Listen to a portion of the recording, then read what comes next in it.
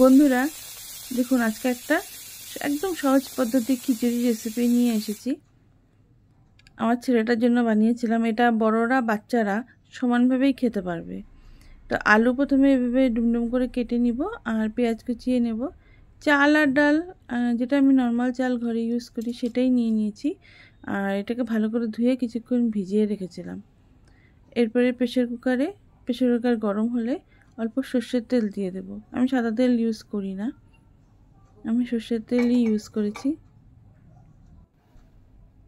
তেলটা ভালো করে গরম হয়ে গেলে কেটে রাখা আলুগুলো দিয়ে দিব। দিয়ে সামান্য নুন দিয়ে অল্প ভাজবো। এটাকে অল্প ভাজা ভাজা হলে এর মধ্যে পেঁয়াজ কুচিটা আমি দিয়ে দিলাম।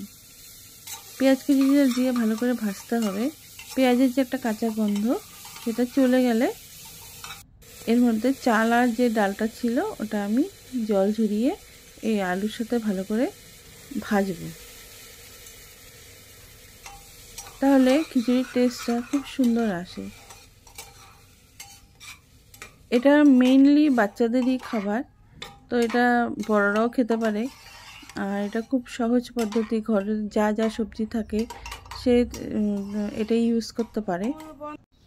এখানে অনেক কিছুই সবজি দেওয়া যায়। তো এই ডাল আর চালটা ভাজা হয়ে গেলে এটার মধ্যে অল্প লবণ হলুদ দিয়ে আর একটু নাড়ব। আপনারা চাইলে আরও কিছু মশলা অ্যাড করতে পারেন, আরও অন্যরকম করতে পারেন, কিন্তু আমি এটা আমার মেইন তো শিশুদের জন্য খাওয়ার একটা উপকরণ। এটা